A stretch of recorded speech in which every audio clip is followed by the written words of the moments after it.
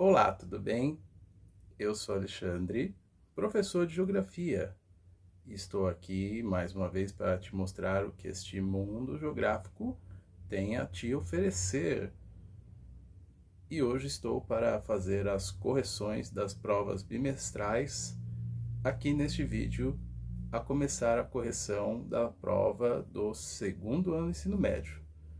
Não perca nenhum momento aqui, preste bem atenção, hein? Vamos começar?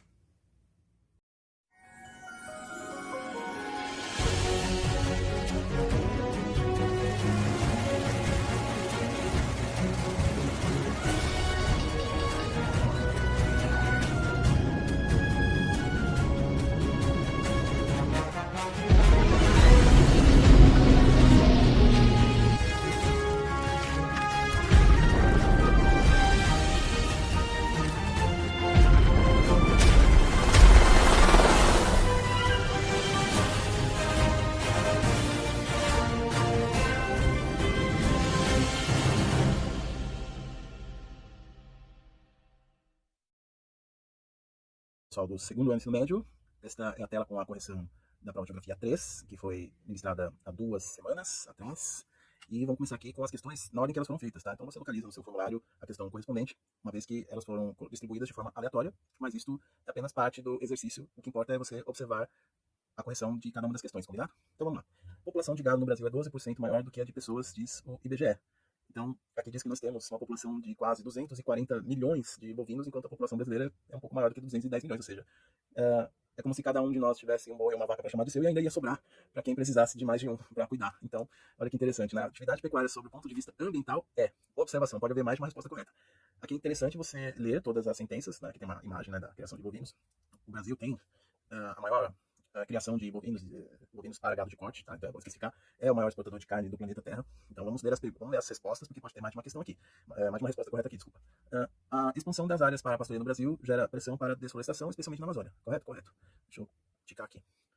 O pisoteamento do gado impermeabiliza o solo, tornando-o mais suscetível à erosão. Isso também é correto? É correto, porque uma coisa gera a outra. Né? O gado, conforme ele vai ocupando o pasto, ele gera impacto, e um deles é o que a gente chama de pisoteamento, tá?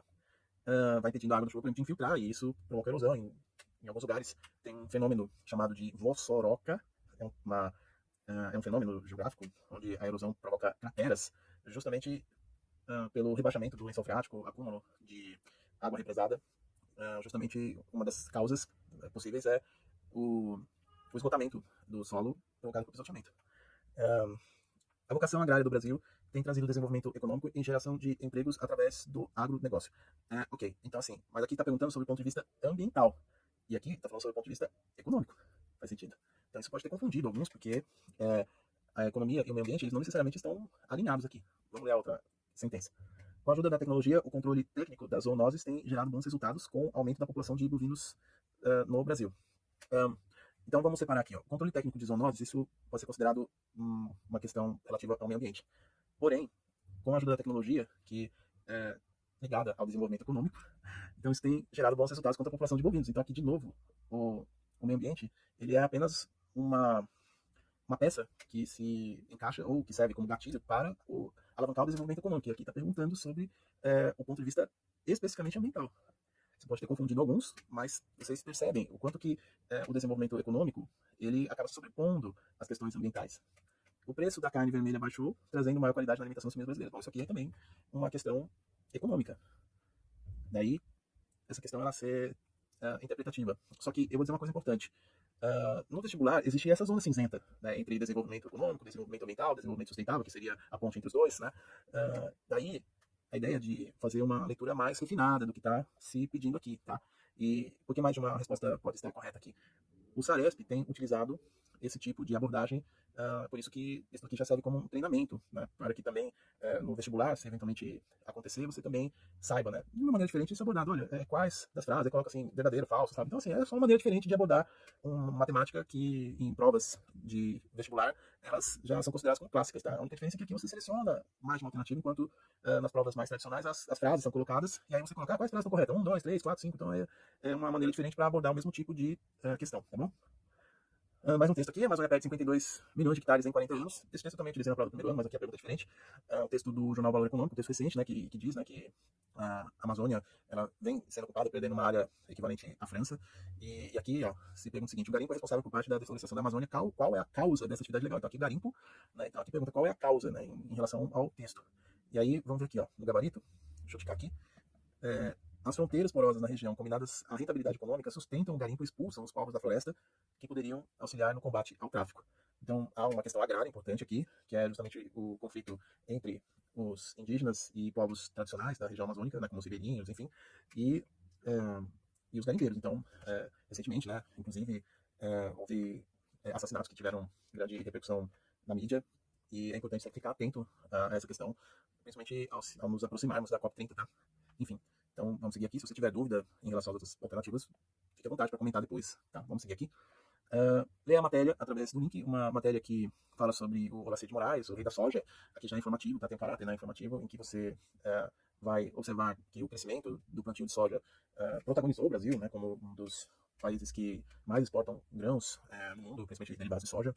Então aqui ele foi considerado o Olacê de Moraes um visionário. Qual desses produtos atuais produzidos globalmente pela indústria não contém derivado de soja? Isso aqui foi baseado nos questionários que eu recebi a respeito de hábitos de consumo. Então, eu fui observando quais eram os produtos, e aí eu coloquei aqui, né, o leite fermentado, suco, processado, salgadinho, chips, biscoito, né, e cereal matinal. Então, esses produtos eles foram selecionados a partir das respostas que eu recebi dos questionários de pegada ecológica, e o único que não tem derivado de soja é o leite fermentado, que na verdade é um produto que contém, né, a base apenas leite, e esse leite são adicionados bactérias, mas são bactérias do bem, né, que ajudam a regular a flora intestinal. Enquanto os outros aqui, se a gente até conseguir ampliar a imagem, deixa eu clicar aqui na outra questão, que aí ela aumenta um pouquinho. Aqui, ó, no outro produto, no suco processado, está escrito aqui, soja, leite de soja, né, na verdade, bebida láctea é derivado de soja. Né? E nos outros produtos, se você for fazer uma pesquisa, ainda que eles tenham por base milho e outros cereais, esses produtos podem conter derivados de soja. Por exemplo, na batata ela é frita, né? Ainda que se utiliza uma quantidade reduzida de óleo em relação à batata frita que a gente costuma fazer em casa, mas aqui se utiliza óleo de soja. É a mesma coisa nos biscoitos em geral, nos matinais em geral, então pode ter farelo de soja, pode ter produtos que são derivados de soja, tanto que são colocados nas embalagens, né? Contém alérgicos, né? Então é importante ler a embalagem. Aqui, mais do que uma questão meramente geográfica, né? É uma questão multidisciplinar, envolve até direito do consumidor, questões nutricionais, enfim, tá? Então, eu fiquei, assim, particularmente bem satisfeito ao ler os questionários de vocês para montar essa questão. Infelizmente, a maioria acertou. De acordo com a Embrapa, a safra de 2024-2025 produziu a safra recorde de soja com quase 170 milhões de toneladas, superior aos Estados Unidos, que no mesmo período colheu pouco mais de 120 milhões de toneladas. A China, principal mercado dessa commodity, dessa palavra você tem que incorporar ao seu dicionário, tá? Commodity, né? Uma palavra de origem inglesa, mas que quer dizer matéria-prima, que é negociada no mercado na Bolsa de Valores. Impôs recentemente tarifas de 125% às importações dos Estados Unidos em retaliação tarifaça aos produtos industrializados chineses comercializados em solo norte-americano. Com as recentes taxas de 50% impostas pelos Estados Unidos ao Brasil, quais são as consequências previsíveis ao comércio entre os três países citados quanto à soja? Então aqui é uma questão de atualidades, que o pessoal cobra bastante, né? Fala, professor, mas o que está acontecendo no mundo e tal? Aí até coloquei aqui, achei essa charge interessante, que o Brasil ele fica separando os dois brigões aqui, né? Estados Unidos e China. Eu achei bem interessante realmente essa charge aqui, né? Na verdade, isso aqui é um cartão. Então, do Adão. Então aqui é a resposta do gabarito, olha só. Fica aqui. A China tende a ir buscar mercados alternativos aos Estados Unidos como o Brasil, assim aumentando suas importações de soja e, em contrapartida, promovendo as exportações em produtos industrializados. Então aqui, importar é o que vem de fora e exportar é o que sai daqui de dentro, para fora. Então, é importante também ter esse conceito bem trabalhado para que você não se confunda na hora, né? Mas peraí, o Brasil vende ou compra, né? Não, o Brasil vende soja, então exporta. O Brasil importa produtos industrializados chineses, de todo tipo. Tá? A gente vai lá na Shopee ou vai no AliExpress e compra da China diretamente, não precisa mais aqui em São Paulo na 25 de março ou no comércio popular, enfim. Então, essa aqui é a resposta do gabarito. Claro, caso tenha dúvida em relação às outras sentenças, fica à vontade aí depois para perguntar. Anota, né? Aqui eu tive dúvida, tá? Anota e depois, quando a gente terminar aqui, você pergunta. Vamos seguir. Além da carne bovina e soja, quais dessas commodities, aqui a palavra de novo, né? Quais dessas commodities o Brasil é considerado um grande exportador global? Muito bem. Então, é importante aqui, mais uma vez, ter a referência, né, dos produtos que o Brasil vende para o resto do mundo. E aqui, ó, pode haver mais de uma resposta. Então, se a gente ticar aqui, tanto o café, isso aqui vai diminuir, eu acho que é a imagem, isso. Tanto quanto o café, o minério de ferro e o açúcar de cana, é importante especificar, né, na cana de açúcar, né, porque existe açúcar de beterraba também, mas aí não é o caso do Brasil. Então, tirando o arroz, o Brasil importa uma boa parte do arroz que a gente consome aqui, apesar de ser um alimento básico. E o petróleo bruto, o Brasil, ele vende e também compra petróleo, porque existem diferentes tipos de petróleo, tá? Não é, esse é um produto genético. Opa, saiu aqui, deixa eu abrir o questionário de novo, gente. Desculpa. Então, no caso do petróleo, o tipo de óleo que o Brasil produz não necessariamente é o tipo de produto que a gente consome. E nós importamos, por exemplo, diesel de outros países, né? Como, por exemplo, a Rússia. Enfim, então aqui acho que deu um BOzinho. Eu vou pausar o vídeo, daqui a pouco eu volto. Muito bem, retomando a gravação aqui, deu uma oscilação na internet. Vou seguir. De acordo com o documentário Oceanos, que é o que está aqui no vídeo, a pesca industrial é a grande responsável pela degradação do ambiente marinho. Em qual destas regiões do mapa mostram áreas de conservação da vida oceânica? Então aqui tem um relato, né, do David Attenborough, que ele é um especialista, um documentarista, especialista em vida natural, selvagem, quase 100 anos de vida aí, e mais da metade dela fazendo esse trabalho. Então aqui é uma questão cartográfica. Observem aqui, eu tirei do próprio vídeo que está disponível lá no link que eu coloquei. Recebi inclusive uma mensagem da National Geographic lá nos Estados Unidos recentemente, agradecendo por eu espalhar essa mensagem, né? E aí eu coloquei esse link para que vocês possam assistir. Achei muito gentil da parte deles quando eu recebi essa mensagem, né? Após eu ter avisado que eu iria fazer essa exibição. Então aqui onde está o númerozinho amarelo, ó, 1, aí tem a relação do lugar, o 2, no caso aqui mar Mediterrâneo, né, o primeiro mar do norte, o terceiro costa oeste do Atlântico, na Libéria, no Oceano Glacial Antártico, o 4, e por último na costa oeste do Pacífico, nos Estados Unidos, o único lugar onde ele mostrou iniciativas de criação de áreas de conservação, de preservação ambiental marinha, no caso lá no Havaí e também na região da Califórnia, onde foram colocados exemplos assim de restauração ambiental, né? E isso é importante como exemplo, uma vez que a natureza ela consegue se regenerar. Claro que para isso leva um tempo, e as práticas que hoje acontecem nesses lugares são práticas controladas para evitar justamente essa degradação ambiental que acabam provocando mudanças como as alterações climáticas aí que devem ser discutidas na próxima COP30. Vamos lá. Um método de recuperação de armazenamento de aquíferos teve início nos Estados Unidos na década de 70, progrediu na década de 80 e se generalizou na década de 90. Dessa forma, a capacidade de produção dos aquíferos é recuperada mediante métodos de recarga natural ou artificial com águas das enchentes dos rios ou induzida pelas formas de uso ou de reuso da água para controle da interface marinha, das descargas diretas dos fluxos subterrâneos dos oceanos, regularizando das descargas de base dos rios, regularizando os níveis de água dos açudes, conservação de santuários ecológicos, dentre outras funções importantes dos aquíferos. Chegamos lá. A palavra aquíferos em negrito tem por significado na classificação hidrológica, que tem esse gráfico, né, que mostra que nós só temos uma fração de água doce, e dessa fração de água doce só um pedacinho são de rios e lagos, que é a maior parte da água que a gente utiliza para consumo humano. E, no caso, os aquíferos, eles estão no subsolo. Então aqui é uma pegadinha, né? Porque, como ele está falando da recuperação, né, dos aquíferos, de recarga dos aquíferos, ele está falando dessa parte aqui, ó, de 30% de água que está estocada no subsolo. Né? Algumas são acessíveis, como eu levei para vocês a água mineral, e a maior parte dela requer tecnologia, ou simplesmente não estão acessíveis para consumo humano. Então, a água que está disponível ela é de rios e lagos, mas aqui no caso ele está relacionando os aquíferos ao subsolo, uma questão ambiental. Muito bem. Aqui acho que a maioria conseguiu entender a ideia. No Brasil, as queimadas são certamente fontes importantes de produção de dióxido de carbono, CO2, grande produção de gás metano, CH4, formada pelo afogamento de exuberante vegetação pelos lagos das hidroelétricas.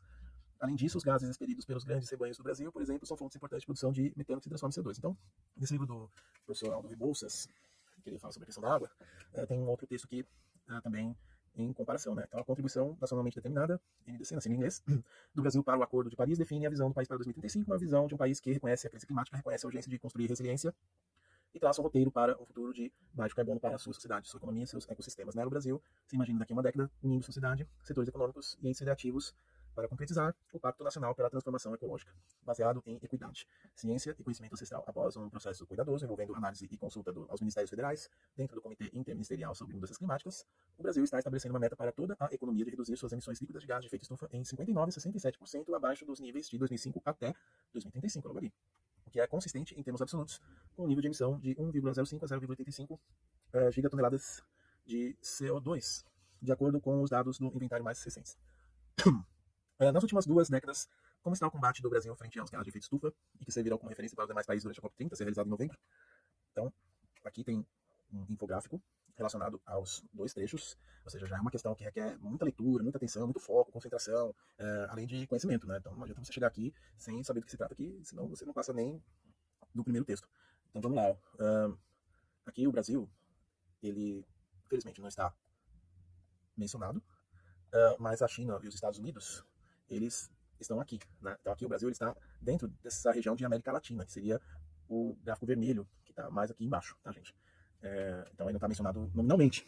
Então isso significa que aumentou a fiscalização e controle das emissões de gás carbônico e gás metano. Então, assim, a resposta parece ser simples, mas a interpretação dela é muito complexa. Então, assim, aqui é uma divisão muito clara de quem domina certos conceitos, né, do que representa as mudanças climáticas, quais são os gases causadores de efeito estufa, qual é a quantidade desses gases que são colocados na atmosfera para considerar um determinado país como um grande emissor, aqui no caso do China, Estados Unidos, né, eles são os protagonistas. E o Brasil, claro, apesar da questão da Amazônia ser muito importante, o Brasil tem diversos exemplos positivos, inclusive de uso de energias verdes, né? De energia eólica solar. O Brasil tem protagonizado iniciativas além do uso da energia hidrelétrica, que é um tipo de energia limpa também. Então isso representa um avanço nesse processo de transição energética que vai dar continuidade e vai certamente ser a pauta principal durante a conferência que vai acontecer no mês que vem, né? Vamos observar. A Ilha de Fernão de Noronha tem população reduzida e acesso controlado de visitantes. Por conta disso, o Parque Nacional Marinho é considerado do ponto de vista legal, não fala legal aqui, do ponto de vista da lei. Então, essas fotos que a gente trabalhou na sala de aula, na avaliação das paisagens, né, para a construção de campanhas. Então, aqui são unidades de conservação. Por favor, né, se você anotou aí o texto, que eu passei na lousa, inclusive, e tudo mais. Então, são unidades de conservação. Floresta Nacional se chama FLONA. Então, tem as siglas corretas aí. APA é área de proteção ambiental do projeto. Tá? RPPN é reserva particular de patrimônio natural de propriedade. Quer dizer, é propriedade particular, mas aqui fica redundante, né? É de patrimônio natural, tá?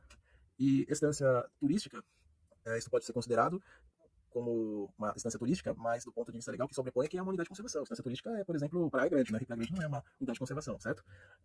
Então, há categorias de estâncias turísticas e o que sobrepõe aqui, no caso, é a questão ambiental, tá? Bom, e a questão derradeira, confira abaixo os modelos elétricos mais emplacados existindo no Brasil até julho. Aqui é a fonte da Associação Brasileira de Veículos Elétricos. Então tem os modelos aí, o número de vendas, eu tive que fazer essa pesquisa para elaborar essa questão, tá, gente? Todas as questões aqui são questões autorais, eu faço questão de ressaltar isso. Claro que eu pego alguma coisa de vestibular, alguma coisa de livros, mas na verdade a prova em si, ela é do início ao fim elaborada pelo professor. Compare com o ranking para carros convencionais no mesmo período, aqui no caso a FenaBrave, que representa os veículos automotores convencionais. Então, percebam que há muitos mais veículos convencionais sendo emplacados do que veículos elétricos, apesar de que, né, você assiste aqui a jornalista Renata Corrêa, que ela é uma especialista em mobilidade elétrica, inclusive ela cobre as corridas de Fórmula E no mundo todo e também no Brasil. Então, ela é uma especialista nesse tipo de assunto. Considerando que houve o emplacamento de cerca de 30,5 mil carros elétricos ante quase 880 mil automóveis a combustão, ao analisar o vídeo pode-se concluir que... vamos lá. Aqui no Multical Gabarito, tá só para ficar fácil de visualizar.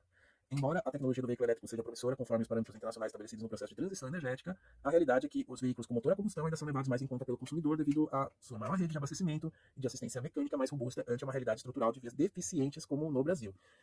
Aqui não foi fácil colocar as alternativas aqui foi uma divisão, pelo que eu observei nas respostas, tá? Mas aí você tem que fazer uma interpretação de diversos fenômenos em diversas escalas. O Brasil é um país desigual, é um país que estradas não tem asfalto em muitos lugares, em outros o pavimento é deficiente, em outros não tem local para abastecimento, tem mais estradas, se não me engano, que fica entre Porto Velho e Manaus, BR acho que 363, se não me engano, que são cidades distantes quase 1.000 quilômetros uma da outra, e que só tem imposto de combustível no meio do caminho. Então, imagina uma estrada que já sofre de deficiência estrutural pavimentar, ainda não tem lugar para abastecer. Se você tem um BO no meio do caminho, aí você vai chamar o Batman para te ajudar. Isso é uma brincadeira, mas o Brasil é um país de realidades muito complexas e o consumidor ele leva isso em consideração, tanto que um veículo mais vendido é um utilitário aqui, né? Enquanto o elétrico são veículos essencialmente urbanos, porque em grandes cidades já tem essa estrutura como São Paulo, como no Rio de Janeiro, mas você sai de grande cidade, aí já há essa dificuldade estrutural, apesar de que a tendência, até devido à economia, que a Renata fala muito, a tendência é que os veículos elétricos, aos poucos, eles vão tendo maior presença nas vias, né? Os ônibus também, enfim. E assim a gente possa ver uma frota menos poluente, que é o que tem por objetivo aí também a redução de gás de efeito estufa, beleza? Qualquer dúvida, agora você tem um momento para colocar o que está em questão dentro da sua cabeça, beleza? Muito obrigado e um grande abraço. Só sei que nada sei. Aproveitando este momento socrático para finalizarmos este vídeo, e agora eu aguardo o seu comentário com todas as suas dúvidas e questionamentos a respeito de tudo que fizemos aqui.